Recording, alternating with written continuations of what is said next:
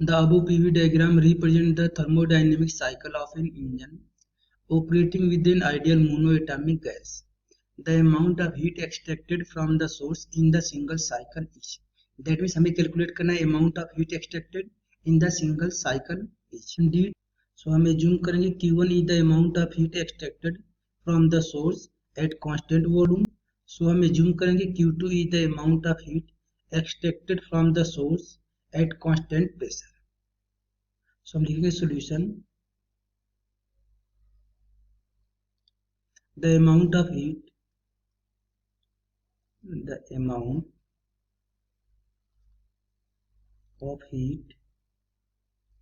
extracted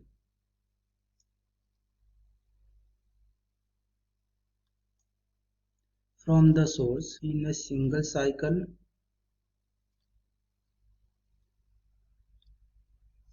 is given by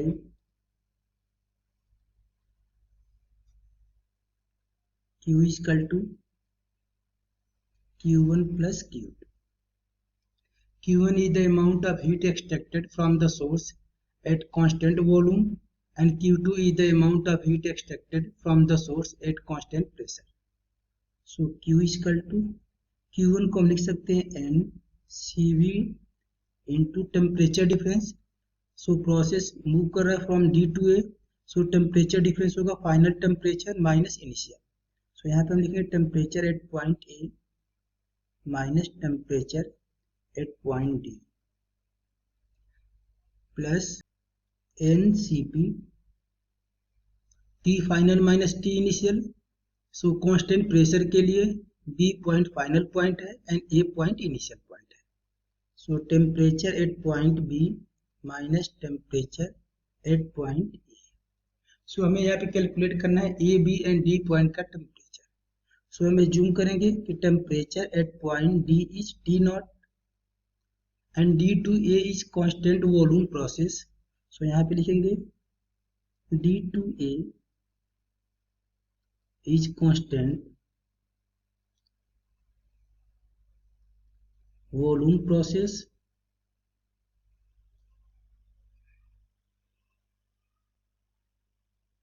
So constant volume process के लिए हम लिख सकते हैं P1 divided by T1 is equal to P2 divided by T2. So P1 means initial pressure का value है P naught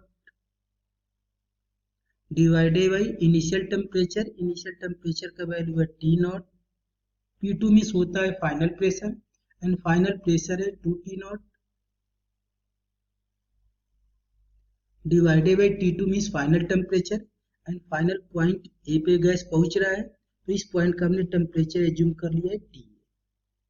P not से P not cancel हो जाएगा. सो यहाँ से TA का वैल्यू हो जाएगा 2T not.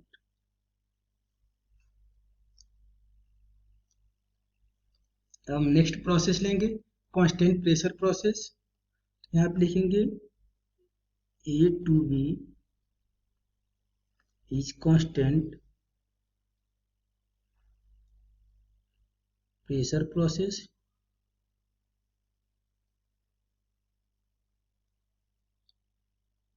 So constant pressure process के लिए होगा V1 divided by T1 is equal to V2 divided by T2 होता है.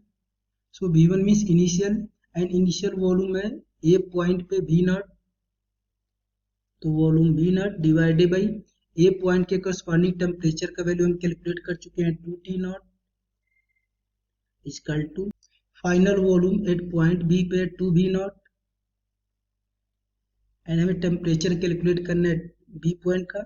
तो यहाँ का हम टेम्परेचर एज्यूम कर लेंगे TB. V नॉट से V नॉट कैंसिल हो जाएगा. सो यहाँ से हम TB का वैल्यू कैलकुलेट कर सकते हैं. TB इक्वल टू हो जाएगा 4T not.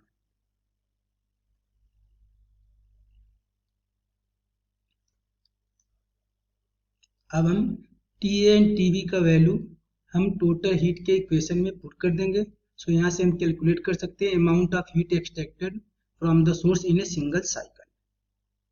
So Q equal to N means होता है number of moles, CV means होता है specific heat at constant volume and mono atomic gas के लिए CV का वैल्यू होता है 3/2 into R into TA minus TD means temperature at point A minus temperature at point D.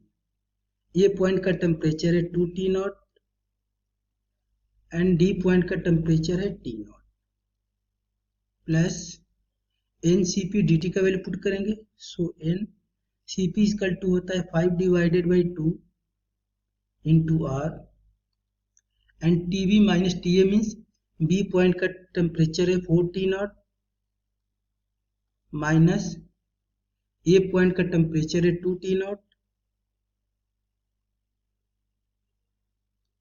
सो ये value हो जाएगा Q equal to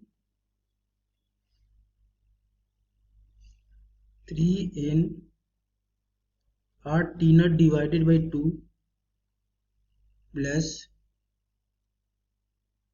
5n RT naught divided by 2 and nRT naught को हम लिख सकते हैं PV from ideal gas equation. So Q equal to हो जाएगा 13/2 nRT नॉट को हम लिख सकते हैं P नॉट V नॉट. ये हो जाएगा हमारा आंसर एंड ये मैच करेगा ऑप्शन नंबर डी से. ओके.